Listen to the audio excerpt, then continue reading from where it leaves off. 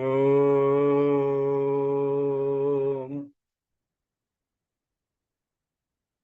Om.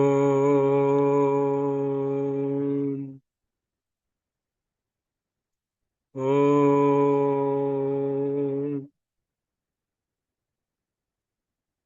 Om Sri Gurubhyo Namaha. Om Sri Sri Krishna Parabrahmane Namaha. Om Sri Matre Namaha. ప్రియాత్మ బంధువులారా, ఈరోజు సుదినం మాఘ పౌర్ణమి. ఎంతో మంచి రోజు. ఈరోజు మనం భగవద్గీత కూడా చెప్పుకుంటూ వస్తున్నాం. 56వ సెషన్కి వచ్చాం. So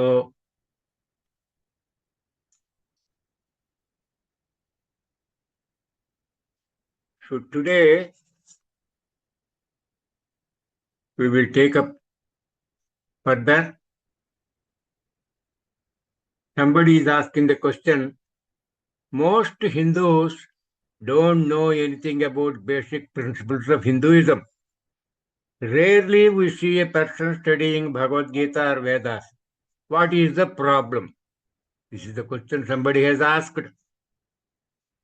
My answer is, the questioner made a categorical statement that most Hindus don't know anything about basic principles of Hinduism. I would very much appreciate if the questioner catalogs what are the basic principles of Hinduism. The questioner has also got the audacity to state that rarely we see a person studying Bhagavad Gita or Vedas. Then where did he get these statistics about this? I would like to know. After getting the replies for both the above queries of mine, I shall answer this main question. There is an intention to denigrate the Hindus and Hinduism by the questioner, which is not in good taste. Hari Om. Next question. What is the simplified version of Lord Krishna's wisdom given in Bhagavad Gita so that I can apply and use it in day-to-day life? So my answer is, the most simplified version of Bhagavad Gita is the following. Treat others as you treat yourself. Don't harm anybody or any living creature. Help others to the extent possible, but if you can't help, leave them and be neutral. Do your duty to the best of your ability and don't get swayed by either positive or negative outcomes. Control your senses and mind and bad intentions and bad doings. Reduce anger, jealousy, and lust before you shed the mortal frame. Avoid being a miser. Keep good company and avoid bad company always in life. Don't harm anybody or any living being by thought, by word of mouth, and by deed. That is Trikarana Suddhika. Be truthful always. Earn your income only through legitimate means. Reduce your desires to the minimum. Eat to live, don't live to eat. Offer a part of what you have to others who are needy and less fortunate. Contemplate on God and try to know more about God from learned people. To know God and see God, you must purify yourself and cultivate unalloyed, highly pure devotion. God will reflect in the hearts of devotees who are purer than the purest. Just as a soiled mirror cannot reflect your image, God cannot be seen in impure hearts and whose minds are polluted with bad thoughts. Ramakrishna Paramahamsa was approached by a devotee who wanted to see God. Ramakrishna Paramahamsa took the devotee to the river Ganges and pressed the devotee's head into water forcibly for more than a minute. Devotee was wriggling to come out of water with all his force. After coming out of water, devotee inquired, "Why did you forcibly keep my head in water, promising me to show God?" Ramakrishna told devotee, "How much you wriggle to come out of water with all your force. If you try for God with that much all-out effort, then you can see God. So your desire to see God must be very, very strong. Only when God is convinced that your desire to see God is the strongest of all your desires, from among your desires, he, that is God, will give you darshan. A pure devotee will not be let down by God. If God has not given you darshan, it means your devotion is not to the desired extent. I have told you what I know without any inhibitions. Hari Om. Next question is, somebody is asking, should government of India include the Bhagavad Gita in a school curriculum in India? My answer is, in childhood, whatever we learn gets etched in our brains, making them as indelible impressions. To be frank, we can't understand the deeper or inner meanings of some lessons in childhood, like Panchatantram, Hitopadesham, Niti Chandrika, etc., etc. However, they are remembered and cherished for lifetime. In fact, it is only in later adulthood that we understand the true meaning, the value, and importance of those childhood lessons we study. Therefore, it is very essential to introduce Bhagavad Gita in school curriculum in India, as it will go a long way in thickening the moral fiber of India, which in turn would make India as an unrivaled leader in all walks of moral values. This will pave the way for the whole Western countries to take to and read Bhagavad Gita in their schools, colleges, and universities, and do even PhDs in many areas of Bhagavad Gita text. So, introducing Bhagavad Gita in school curriculum is a good omen to turn the Indian economy and even world economy for the better. Hari Om. Now, another person is asking a question. I am 24 and want to read the Bhagavad Gita completely. Which are the best practical books to begin with? This is the question. Now, my answer is, your idea of reading Bhagavad Gita as a youth is very much appreciated. Bhagavad Gita text is the same for all ages and people as preached by the Lord Sri Krishna.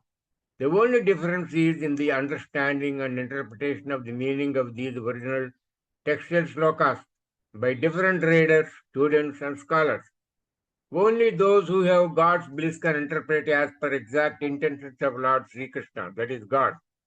Others give various explanations as per their scholarliness and unbiased understanding based on the various books they studied, but cannot give the correct interpretation. Myself and my wife belong to the Shankaracharya Parampara. I had written myself, along with my wife, Bhagavad Gita in Telugu, but not in English. Even then, I am recommending books written by other authors. This is based on your interest, but not on my interest. So please understand why I am selflessly recommending books written by other authors and not even from my Parmaguru. My Parmaguru is Sadguru Sri Maharshi Malayala Swami, also known as Malayala Swami, who did great tapas for 12.5 years and wrote as many as 57 books on all aspects of spiritual field. He revived, revolutionized, and rejuvenated the spiritual field in Andhra Pradesh because he also wrote Srimad Bhagavad Gita in Telugu only, but not in English. So I am recommending the two books written by two Swamijis who had God's bliss, but they are not my gurus. Please read them and get enlightened. The two authors are as follows. Gita Makarandam by Sri Vidya Prakashanandagiri Swami, English translation.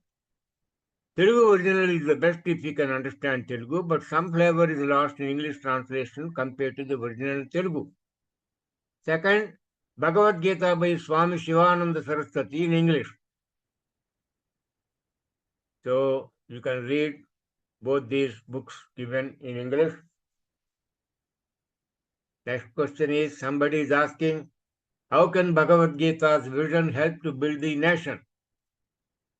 My answer is, this is a wonderful question. To give a small and simplest answer is not adequate to this glorified question. Arjuna, the Pandava prince, was on the verge of dereliction of his duty, that is, not willing to perform his duty of fighting the Kurukshetra war, as Arjuna's duty as a Kshatriya was to fight the Kurukshetra war. Arjuna advances many logical arguments in support of his decision not to fight war. However, Lord Krishna preaches to Arjuna, the greatest warrior on the Pandava side, about the Bhagavad Gita. To clarify the truth and demolish his Arjuna's argument, which is very shallow and deep thinking and analysis, but which looks very logical for 99% of the people who think only superficially, that is, without going into the inner and finer in-depth details. Lord Krishna reveals the real truth through the Bhagavad Gita. Arjuna gets convinced of the real truth from Lord Sri Krishna and also the wrongs of his own and his fallacious thinking, and finally follows the advice of the Lord Sri Krishna. Arjuna thus saves himself from the downfall because of his wrong and fallacious thinking, and eventually Arjuna became victorious in the Kurukshetra war. Thus, if everyone follows the principles laid down in the Bhagavad Gita, stops thinking on wrong and fallacious lines because of shallow knowledge, ignorance, and immaturity, then every individual becomes victorious in life. If every Indian becomes victorious like Arjuna in his endeavors, the whole nation becomes very, very strong. In fact, this is what Sanjaya said in the last sloka of Bhagavad Gita, that is 18-78, as under. Yatra Yogeshwara Krishno Yatra Pardho Dhanuddaraha Tatra Srir Vijayor Bhutir Dhruva Nitir Matir Mama. This is sloka 18-78. Wherever there is Krishna, the Lord of Yoga, wherever there is Arjuna, the archer, or anyone engaged in his or her bounden duty, there are prosperity, happiness, victory, and firm policy. Such is my conviction. That is Sanjaya's conviction, says Sanjaya in the sloka 18-78. Thus, if the principles as laid down in the Bhagavad Gita are followed by all Indians, India would become undoubtedly the most strongest nation in the world. Let us hope that those days where all Indians, particularly the younger generation, will follow the Bhagavad Gita and the indisputable management principles enunciated therein in the glorious text are not far off.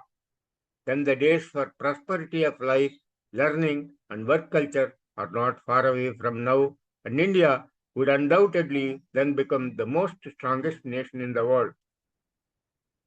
Bhagavad Gita will then receive the most unequivocal recognition of supremacy of all management documents in the world. It is not a wishful thinking or a lofty ideal or a utopian goal, but it is going to be a real and vibrant reality. This is my firm conviction. God bless us. So next question, somebody is asking, what are the teachings of Bhagavad Gita? My answer is, this is originally answered for a question, what is the best teaching of Bhagavad Gita, Bhagavata Purana?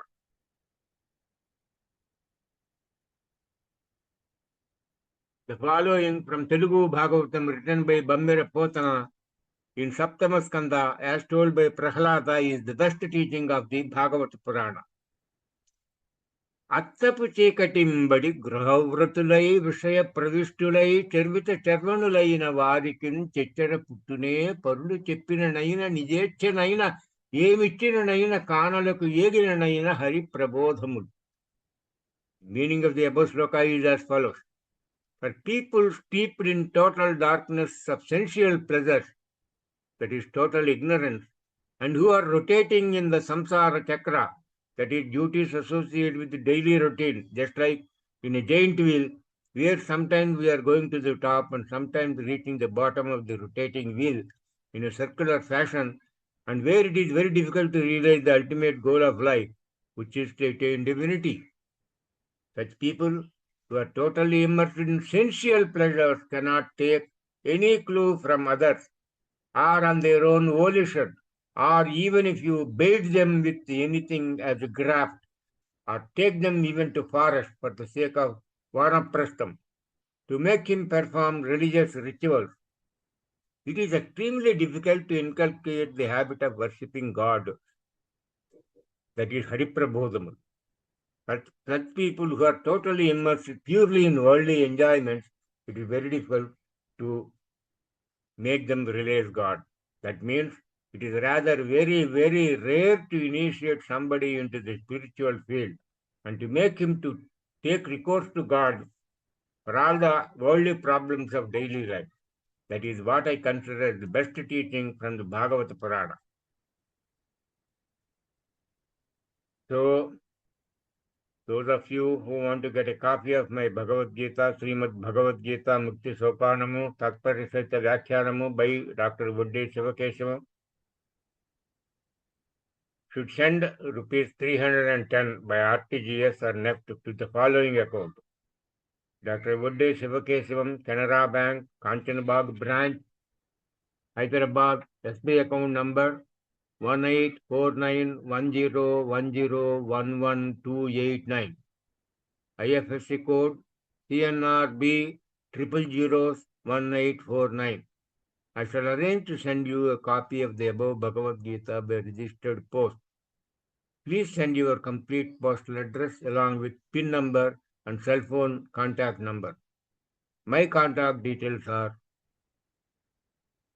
6300226286 and 944118916. Hari Om.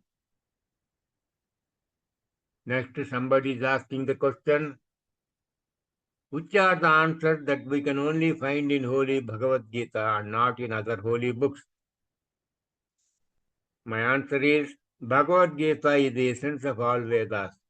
So what all you find in all the four Vedas, you will find in single Bhagavad Gita. Bhagavad Gita talks about everything from A to Z in the entire universe. So it speaks about all that we see and experience in our day-to-day life in this world. Firstly, Vedas are voluminous and they cover a much larger ground than is required by any one single individual.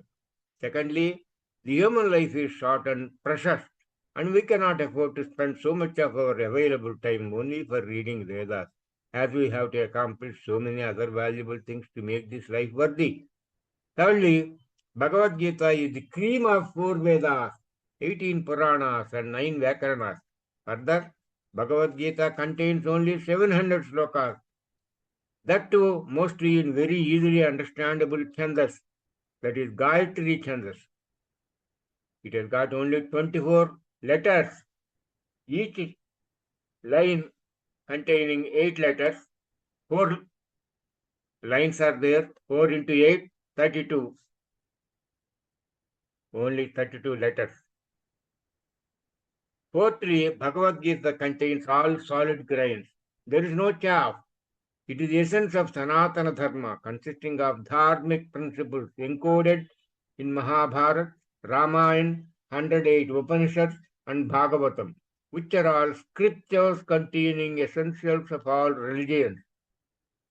As Bhagavad Gita delineates different routes to make this human life worthy of its living in ways that appeal to most of the ordinary people without requiring extraordinary skills. It has influenced many people from different walks of life and with the results which are forthcoming in this life itself. Further, Bhagavad Gita does not demand any prior qualifications for its practitioners. What all it demands is that the Bhagavad Gita practitioners should have faith in God. Bhagavad Gita had shown a way of redeeming their lives, even for illiterates, in slokas 13-25 and 13-26 of the Bhagavad Gita. Illiterate people have to simply take refuge from enlightened people by listening from the mouth of God-blessed people. In fact, when King Parikshit was cursed by Samika Maharshi's son, that is Srungi, that Parikshit would die of snake bite within 1 week, Parikshit attained God's abode within a week by listening to the voice of Sukha Maharshi, a noble soul blessed by God. Because of all these and many other reasons, Bhagavad Gita has more influence compared to Vedas or even Upanishads. So you can say that we find everything only in holy Bhagavad Gita and not in other holy books. Hari Om. Next question, somebody is asking, what advice you would give to a person who wants to read Bhagavad Gita? My answer is, I have started reading Bhagavad Gita as it is by Prabhupada. However, I do not find the purpose, interpretation given after each translation convincing. What should I do? This is the actual question the other person has asked. My answer is, to really understand and appreciate Bhagavad Gita, you must read those written by sages, saints, and persons who are God-blessed. God-blessed people write only the absolute truth, and they are afraid to write anything other than truth. God-blessed people are a few and far between. Most of the God-blessed people who wrote Bhagavad Gita in a language in which they are eloquent and conversant. The only God-blessed soul who wrote Bhagavad Gita in English is Swami Shivananda Saraswati. You read his book.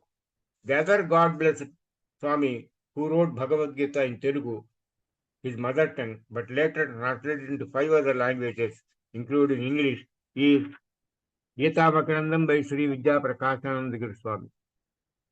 Other God-blessed people and their Bhagavad Gitas are as follows. Srimad Bhagavad Gita, Gita Prakashamu in Telugu by Sri Sadguru Maharshi Malayal Swami. Next, Godardha Deepika, Sanskrit by Madhusudana Saraswati Swami.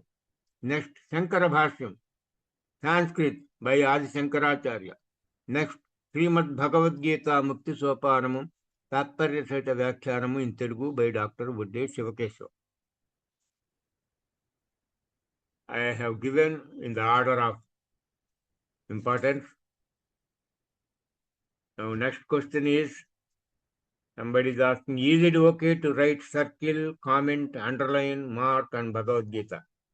My answer is, one should have the highest regard for the holy text of Bhagavad Gita, whether it is in a small pocket-sized booklet form or the detailed commentary like Shankara Bhashyam in a bound form or in the form as a computer disk or in diskette format. No one should disrespect or show disregard to the holy text. However, to facilitate easy understanding of slokas or its commentary, one can always mark either slokas or the commentary with circles, asterisks, comments, and underlining, etc. My sincere advice is, don't read Bhagavad Gita. Study Bhagavad Gita, not as a novel, not even as a textbook, but as a PhD thesis, treatise. You will then only understand the inner meaning, the important meaning, and the essence of that particular sloka of Bhagavad Gita. To tell you the truth, I did not understand the meaning of sloka 15-1 for a few years until my wife told me its meaning. Once she told me the real meaning of 15-1, many naked truths of Bhagavad Gita unfolded to myself, and I became a master of Bhagavad Gita soon thereafter. So read Bhagavad Gita unhindered with unalloyed devotion. It will transform your life. God bless you. Next question. How do I learn about God? My answer is, think for yourself as to who gave water, air, land, fire, and sky to this world. What would happen without the above 5 basic elements to this world? How many plants, fruits, how so many plants, fruits, vegetables, grains, etc., are made available in this world? Try to understand how the first item of everything in this world came into existence. How did you, your father, your mother, your grandfather, your great-grandfather, your great-grandfather, and your great-grandmother, etc., came into existence. If you understand the above questions and find answers to those questions, you will definitely know about God. All the best in finding answers to the above questions.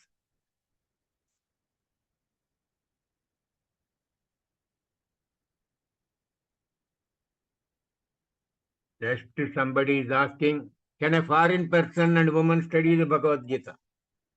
My answer is, the Bhagavad Gita is a universal scripture meant for the whole humanity, irrespective of caste, creed, color, custom, conviction, country, continent, race, religion, region, age, sex, marital status, etc., etc.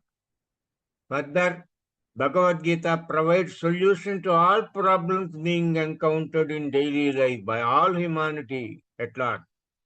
It is a panacea for all problems afflicting the human beings.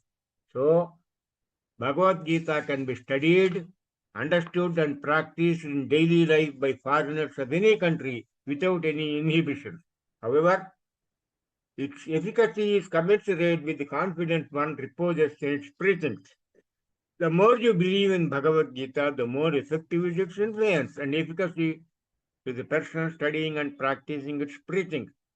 It is the universal gospel for the entire humanity. So, my dear friends, male and female, you can study Bhagavad Gita without even an iota of doubt.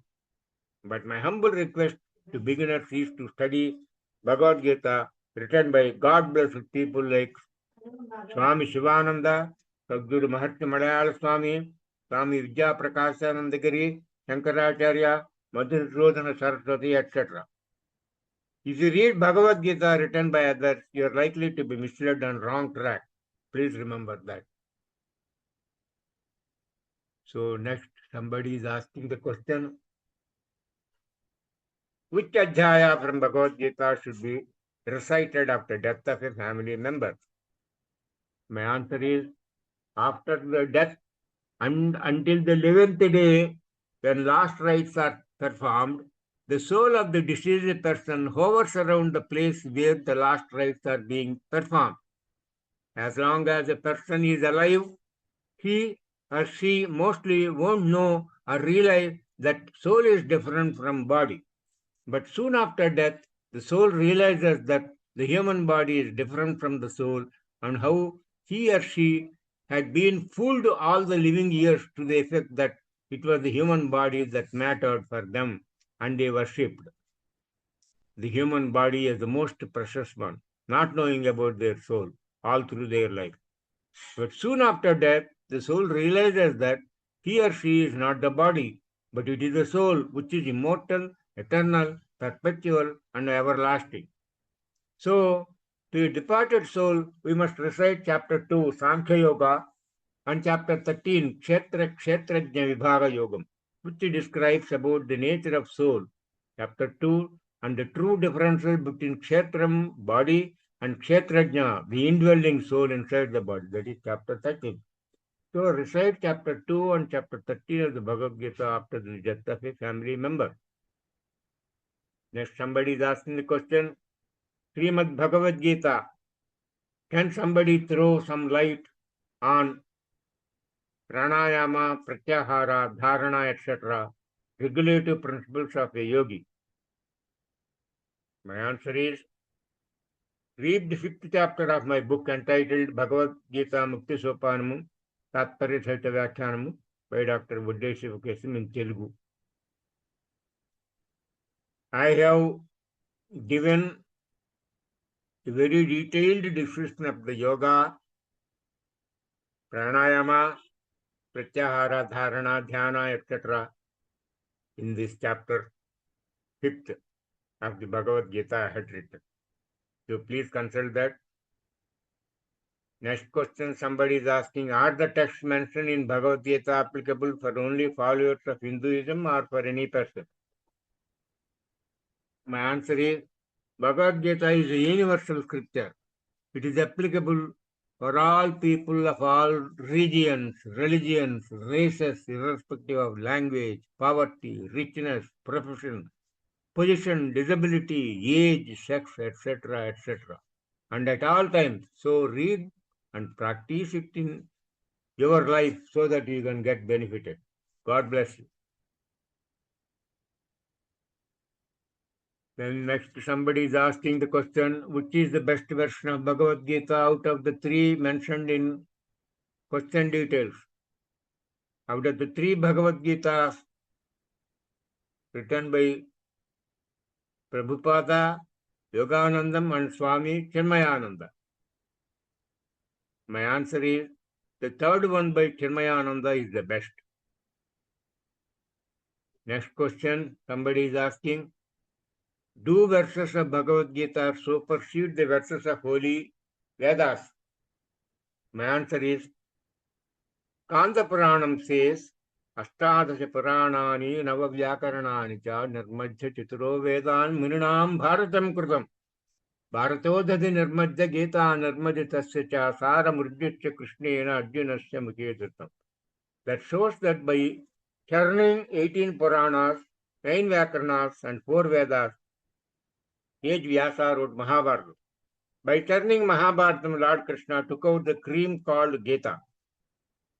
By thus taking the cream of Gita, Lord Krishna fed it into the mouth of Arjuna.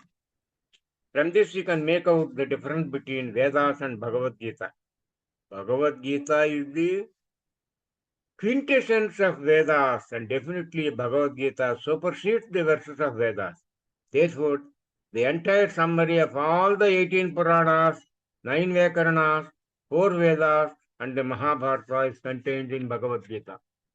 I hope your question has been answered. Next, somebody is asking the question, where can I get the purest, most unadulterated version of the Bhagavad Gita that has every story in it? My answer is, Bhagavad Gita's text is sacrosanct. It is neither adulterated nor can it be adulterated by anybody.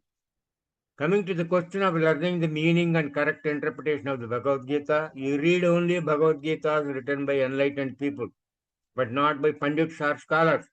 The best alternative is to approach a Sadguru who is enlightened. To find the Guru, read the answer at some other place in this book or by Googling under the following caption, Uddhya Shivakesan's answer to who is Sadguru. Next question, somebody is asking, why should one study, not read the Bhagavad Gita? My answer is, Bhagavad Gita is a treatise giving you the philosophy of human life. Further, it contains all the knowledge that is available in this world about origin of life, running of the universe, sustenance of this world, destruction of all forms of animate and inanimate forms of life, essential of human life, how to earn, how to manage, how to do, how not to do any given job, who are your relatives, and how those relations are being formed between you and your relatives. Why are you being born only to your parents or present parents, and why only so and so is happening to be your partner, and why some people earn on all counts, why some people lose on all counts. Like this, there is no question which is not addressed in Bhagavad Gita and which is so essential to human life. Then a treatise like Bhagavad Gita answers all questions of life like a walking encyclopedia. Should one read it or should one study it? That is my question. So, study Bhagavad Gita, don't read it. If someone wants to derive the full benefits of Bhagavad Gita, it is better study it like a thesis and reap rich harvest rather than read it like a novel and fritter away the golden opportunities that knock to your door. Intricate details of the Bhagavad Gita can be learned from the Guru, and to know how to find your Guru, I have already given the answer somewhere else. That my answer, you Google Uddhya Shivakesan's answer to who is Sadguru. Next, somebody is asking the question, can we read Bhagavad Gita during pregnancy? My answer is, I had already replied this sometime back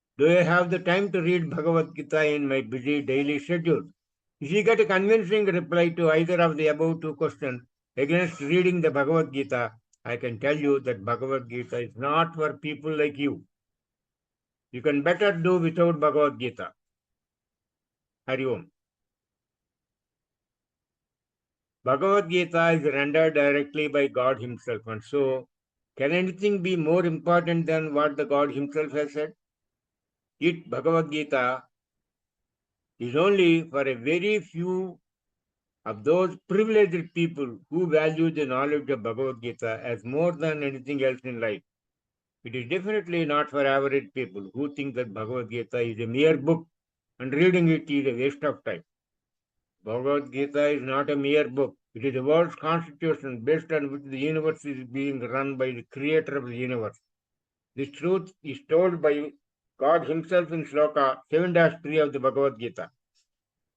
Manushyanam sahasreshu kachichit siddhaye yatataamapi siddhanam kachinmam vetti tattvataha. Among thousands of men, one perchance strives for perfection. Even among those successful strivers, only one perchance knows me, that is God. In essence, one should know that Bhagavad Gita is a shastram to cut off your filial bond with these perennial and perpetual life cycles of birth and death. It is a Vedam consisting of all the three parts of the Veda, namely Karma Kanda, Bhakti Kanda, Jnana Kanda, Kanda Trayatmakam, and it can provide relief from all the three lokas. It has 18 yogas embedded in it, such as Sankhya Yogam, Karma Yogam, etc., Moksha Sannyasa Yogam, etc. It has got 700 slokas. If you read it, it will dissolve you of your papa just like Ganges water. It has 4 different routes to ascend the ladder of liberation, such as Bhakti, Karma, Jnanam, and Dhyanam, to be followed at will by all individuals and yogis. It is rendered directly from the mouth of God, Lord Sri Mahavishnu, in the form of Lord Sri Krishna, for the entire humanity, making Arjuna only as an instrumental in the process. It is the essence of all the 108 Puranas from which the essence has been churned out. Bhagavad Gita bestows on the follower Shanti, Sukham, and nectar-like radiant illumination in life and affords the easy way to cross over the Punarapi Jananam, Punarapi Maranam, Punarapi Janani, Jatre, Shenam cycle. It is the world's constitution based on which God is running this world. It is the quintessence of all the 4 Vedas, 18 Puranas, 9 Vyakaranas, and the gist of entire Mahabharata consisting of 1 lakh slokas. And further, it is enough to read the Bhagavad Gita alone instead of futile attempt of reading all the other scriptural texts which cannot be read in one life unless one devotes and one dedicates his entire life entirely, only exclusively for the scriptural study. So read the single Bhagavad Gita and know the entire scriptural knowledge and get benefited to become the wiser than the wisest of the people. So read the Bhagavad Gita only if you are interested in knowing the absolute truth about this world and universe and you, but not otherwise. So that was my answer to the question. Now, next somebody is asking, what is something that one should know about Bhagavad Gita? My answer is, one should know that Bhagavad Gita is a shastram to cut off your filial bonds with this perennial and perpetual life cycles of birth and death. It is a Vedam consisting of all the 3 parts of the Veda, namely Karma Kanda, Bhakti Kanda, Jnana Kanda, that is Kanda Trayatmakam, and it can provide relief from all the 3 lokas.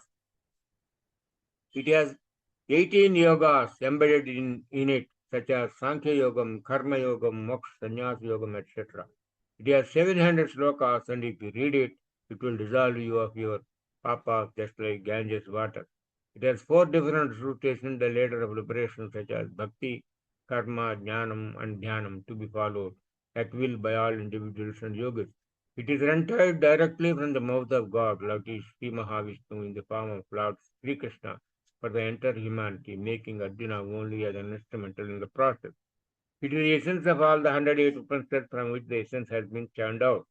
Bhagavad Gita bestows on the followers Shanti, Sukham, and nectar like radiant illumination in life and affords the easy way to cross over the Punarapi Jananam, Punarapi Maranam, Janani, Jatre, Shenam cycle. It is the world's constitution based on which God is running this world. It is the quintessence of all the four Vedas, 18 Puranas, 9 Vyakaranas, and the gist of entire Mahabharata, consisting of 1 lakh slokas. And further, it is enough to read the Bhagavad Gita alone instead of futile attempt of reading all the other scriptures, which cannot be read in one life unless one devotes and dedicates one's life entirely and only exclusively for scriptural studies. So read the single Bhagavad Gita and know the entire scriptural knowledge and get benefited to become the wiser than the wisest of the people. Somebody else is asking the question, as a Muslim, should I read Bhagavad Gita? My answer is, Bhagavad Gita is the message of God Almighty. This was given to all humanity. It is not meant for any specific people following any set of religion. It is an universal trait as delineating all good things one should learn in life, irrespective of religion.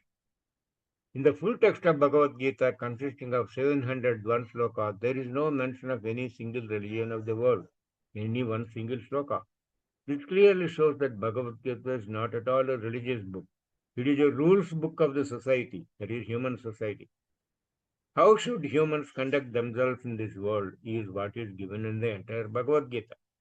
So, even as a Muslim, you can read Bhagavad Gita and practice its principles, which are expected to benefit all its practitioners, irrespective of religion, region, caste, language, sex, etc.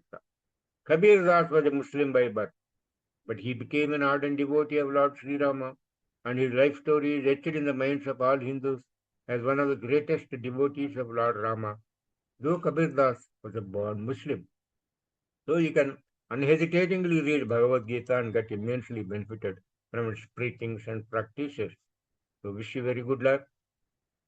Now next somebody is asking what is the best Bhagavad Gita translation. Now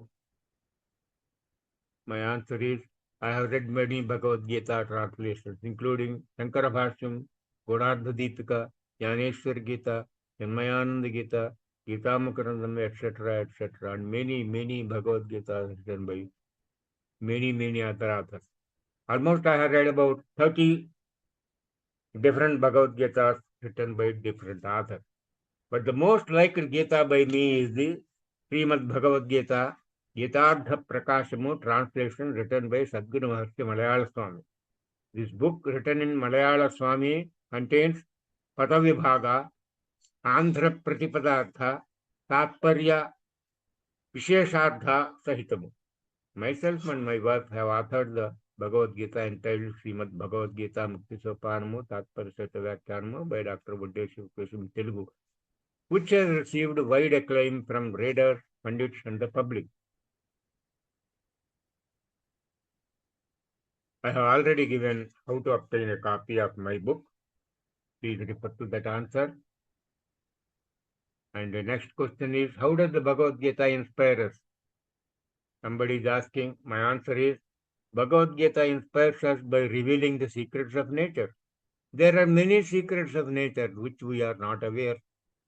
But Bhagavad Gita teaches us all the hidden secrets at one place. That is the beauty of Bhagavad Gita. When a science student reads about the white light consisting of 7 constituent colors, the student gets thrilled. When the white light is decomposed through a glass prism, we are perplexed at the practical demonstration of white light getting split into 7 colors. Similarly, when Bhagavad Gita unfolds the secrets of nature, we will be thrilled with the nature's revelations. Each such secret hidden in Bhagavad Gita inspires us throughout its 18 chapters and 700 slokas. This is my personal experience, and you will also experience the same. Next, somebody is asking the question, the Gita is the holy book of the Hindus, but what was the holy book of the Hindus prior to Gita being delivered by Lord Krishna? My answer is, the first and foremost in Hindus holy books are the Vedas. These Vedas are apaurishayas, meaning they are not written by any human being. They are given by God. The beauty of Hindu's philosophy is there is no contradiction in any of these holy books, whether they were told in Satya Yugam, Treta Yugam, Dwapara Yugam or Kali Yugam. You will not find any controversy in what is told in various yugas. All tell about universal truths and about humanity and good of humanity. Why Bhagavad Gita became famous among all holy books of Hindus? It is because it summarizes all the holy books in a nutshell and gives the essence of what it all is told in various holy books in different yugas. Skanda Purana says, Ashtadasya Puranani Navavyakarnani cha Nirmajya Chituro Vedan Muninam Bharatam Krutam. Meaning of the above sloka is Mahabharatam was written by sage Vedavyasa by condensing the essentials of what is given in 18 Puranas, 9 Vyakarnas and 4 Vedas. Next sloka is Bharato Dadi Nirmadya Gita Nirmadyatasya cha Sara Mriditya Krishnena Arjunasya Mukhetratam. Meaning of the above sloka is by churning the Mahabharatam thus formed by sage Vyasa, Lord Sri Krishna has further churned and taken out the cream of Mahabharatam in the form of Bhagavad Gita. And Lord Sri Krishna had personally fed such Bhagavad Gita cream into the mouth of Arjuna. So you can say that holy books were existing in Hindu literature like Vedas, Puranas, Vyakarnas were all condensed and given to humanity by Lord Sri Krishna in the form of Bhagavad Gita. However, Bhagavad Gita is not a religious text applicable to any single religion. It contains all principles of life told in different scriptures, and it is meant for the welfare of the entire humanity, living in all the countries and in the continents, irrespective of religion, region, race, caste, color, custom, conviction, age, sex, language, poverty, richness, profession, position, disability, etc. So you can say that prior to Bhagavad Gita, the holy books of the Hindus were Vedas, Puranas, Upanishads, etc. Bhagavad Gita is the latest addition to the holy text of Hindus, added only about 5,200 years back. Next question, somebody is asking, what are the most important concepts that I should get from reading the Bhagavad Gita? My answer is, the most important summary message that one gets from Bhagavad Gita is succinctly summarized in sloka 11-55 of the Bhagavad Gita. The sloka is given for ready reference here. I am reciting the sloka. Mat karma krun mat paramo mad bhakta sangavajjitaha nirvaira sarva bhuteshu yasamame iti pandava. This is sloka 11-55. The meaning of the above sloka is as follows. God said, Mat karma krun, by engaging in doing my duties only, that is karma yoga. Mat paramo, be totally and always devoted to me only, that is dhyana yoga. Mad bhaktaha, be my bhakta, that is bhakti yoga. Sangha varjitaha, that is do not have any attachment whatsoever. That means have an attitude of total renouncement, that is jnana yoga. And nirvaira sarva bhuteshu, do not have any enmity, vairam, with all the living beings. This is Advaita philosophy. Summary meaning is, he who does all actions for me, who looks upon me as the supreme, who is devoted to me, who is free from attachment, who bears enmity towards no creature, he comes to me, O Arjuna. This is the meaning of this sloka 11-55. Now, small commentary. This is the essence of the whole teaching of the Gita. He, that is devotee, who practices this teaching, attains supreme bliss and immortality. Such a one realizes him, that is God, and enters into his being, becoming completely one with him, that is God. This verse contains the summary of the entire Bhagavad Gita philosophy. In the single sloka, God conveyed all the 4 yogas of Bhagavad Gita. They are Karma Yoga, Bhakti Yoga, Dhyana Yoga, and Jnana Yoga. Or it amounts to say that all the important concepts of Bhagavad Gita are conveyed in this single sloka. Now next, somebody is asking, what are some particularly immoral acts in the Bhagavad Gita? My answer is, nothing can be more damaging than a question of this nature. I request the questioner to define first, what is an immoral act? How many types of immoral acts the questioner has come across in his or her life? What are the immoral acts the questioner has encountered in other holy books or in other moral texts apart from Bhagavad Gita?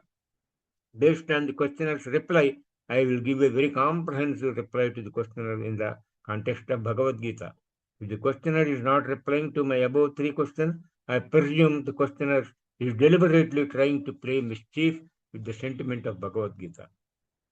Gita's lovers, I eagerly look forward to the reply from the above questioner so that I can give him or her my complete, comprehensive reply to the above question. Now, after posting my above answer, I came to know that the questioner is anonymous. That means the questioner does not have the moral courage even to ask a question openly on Bhagavad Gita. How cowardice is the questioner? I pity him for his cowardice. May God grant him or her the necessary moral courage to know about Bhagavad Gita and its sacred message. People like the present anonymous incumbents have been painting black the sacred texts like the Bhagavad Gita, Vedas, Mahabharata, Ramayana, etc. for the last more than 5,200 years and more.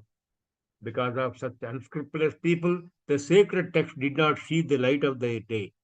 Just like a hidden diamond kept inside a closed box without ingress or sunrays onto the diamond cannot make the diamond glitter, the sacred text did not percolate to the entire humanity, making the society oblivious of the dharmic principles enshrined in the Bhagavad Gita and other sacred books. These unscrupulous people played their nefarious games for more than 5,200 years. This dirty game will end soon, and the Bhagavad Gita would spread fast across the world, faster than its hidden history. Now, next, somebody is asking the question, what are most useful lines said by Lord Krishna which can change your life? My answer is, most useful lines told by Lord Krishna which can change your life are given below. The sage who rejoices in his own self does not gain anything by doing any action.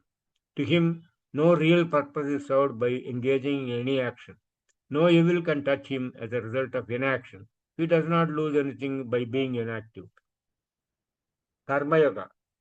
तस्मादसक्तसक्तं कार्यं कर्म समाचर असक्तो ह्याचरन् कर्म paramapnoti purusha. This is sloka 3-19. Meaning of the above sloka is, therefore without attachment do thou always perform action which should be done. For by performing action without attachment man reaches the supreme. Bhakti Yogam. श्रेयो हि ज्ञानमभ्यासात् ज्ञानाध्यानं विशिष्यते ध्यानात् कर्मफलत्यागं त्यागात् शान्तिरनन्तरम्. This is sloka 12-12. Meaning of the above sloka is, better indeed is knowledge, that is jnanam, than practice, that is abhyasam, than knowledge, that is jnanam. Meditation, dhyanam, is better than meditation, renunciation, tyagam of the fruits of action. Peace, shanti immediately follows renunciation, that is tyagam. ध्यान योगम तपस्विभ्योऽधिको योगी ज्ञानिभ्योऽपि मतोऽधिक कर्मिभ्यश्च अधिको योगी तस्मात् योगी भव Arjun. This is sloka 6-46. Meaning of the above sloka is, the yogi thought to be superior to the ascetics, that is tapasvis, and even superior to men of knowledge, that is jnanis, attained through the study of scripture. He, that is yogi, is always considered superior to men of action. Karmibhyachadhiko yogi. Therefore, be thou a yogi, become a yogi, O Arjuna. That is about Dhyana Yogam. Now, Jnana Yogam, the sloka is 13-12 here. Adhyatma jnana nityatvam tattva jnanardha darshanam yeta jnanam iti proktam ajnanam yadato nyadha. The meaning of the sloka 13-12 is as follows. Constancy in certain knowledge, adhyatma jnanam, is the perception of the end of the true knowledge, that is tattva jnanam. This is declared to be knowledge, true jnanam, and what is opposite to it other than true jnanam is called ignorance or ajnanam. If you follow any one sloka from the above 4 slokas and understand the full meaning of the sloka and practice it, it will change the course of your entire life. There is not even an iota of doubt about that. That is the power of the Bhagavad Gita. I have seen and experienced. The simple advice given to you by me as above will change your life completely. Have faith and follow. I am making a promise and stating it in unequivocal terms. So,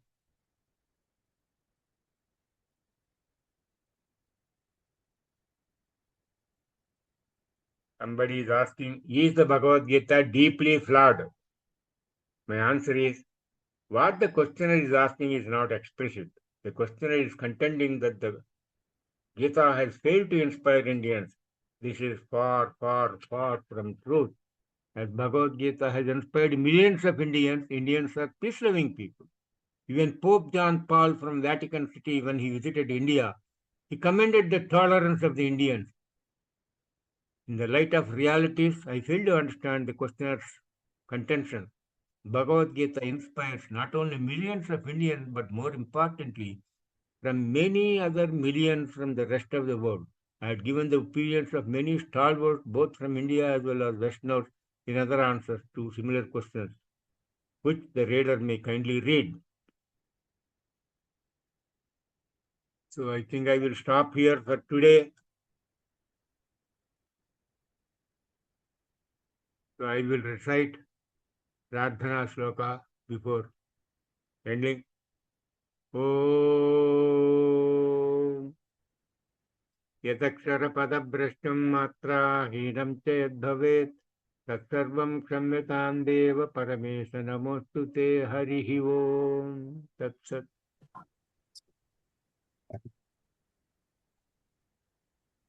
అంతా చాలా బాగా వచ్చిందండి. Huh? అంతా చాలా బాగా వచ్చిందండి, చాలా బాగుంది. Very good.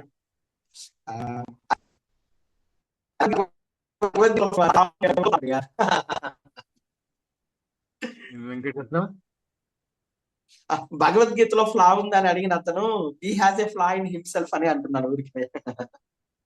ఏమంటున్నాడు?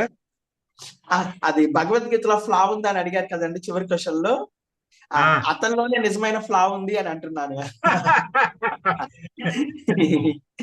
నువ్వు బాగా చెప్పావు. నేను అట్లా డైరెక్ట్ గా చెప్తాను చెప్తున్నా. అవునండి, అయ్యో అంత ఇగ్నరెన్స్. అవును సార్, అవును. భగవద్గీత చదివితే ఇప్పుడు నేను ఐ ప్రాక్టీస్డ్ సైన్స్ అవును ఫర్ 37.5 years. ఎస్ సైన్స్ లో నేను I have seen the depth of science. అవును బీటెక్ చేశాను, ఎంటెక్ చేశాను, పిహెచ్డి చేశాను. అందులో బడి కొట్టుకున్నాం కలాంతో పాటు. కలాంతో పాటు మీటింగ్కి వెళ్ళేవాడిని. అవును కలాం కూడా ఇండైరెక్ట్ గా చెప్పేవాడు. ఒకసారి ఏమన్నాడు తెలుసా కలాము? అన్నాడు, శివకేశవం, I depend on these buggers for so many things. So I can't sell. But I'm giving you the full powers. You blast these buggers, అన్నాడు. These are the words literally told by Dr. Kalam to me. అవును. We are going to a meeting. I will not tell the place of the meeting and I will not tell the people involved. But this is what he told, because they are postmasters. They pose as if they know everything. మనం చేస్తుంటే నాతో వాళ్ళు ఏమన్నారు తెలుసా? Sir, we have worked for 35 years in this field. It is impossible. You can't do it, అన్నాడు. That when I presented my results in one of the conferences, well, they were all thrilled. ఏమన్నారు తెలుసా? We want you to be the president of the entire India. Magnesium alignment చేశా నేను. నన్ను president అవ్వమన్నారు. నేనన్నాను, నాకు board పనులు ఉన్నాయి నాయన, నేను ఇండియాకి మెగ్నీషియం కి ప్రెసిడెంట్ అయితే నా పని ఎవరు చేస్తారు డిఎంఆర్ఓ అని ఐ పొలైట్లీ డిక్లైన్. ఏంటంటే post masters when they can't do they ridicule others. అవును, వెరీ ట్రూ సార్. వాళ్ళు 35 years లో చేయలేంది నేను ఎట్లా చేశాను? అవును. ఎనీవే, మనకైతే లైఫ్ లో ఇటువంటి వాడు చాలా మంది కనబడతారు. వాడికి అందరికి ఒక నమస్కారం పెట్టి వదిలేయాలి. అంతే అండి. ఓకే వెంకటరత్నం, హరి ఓం.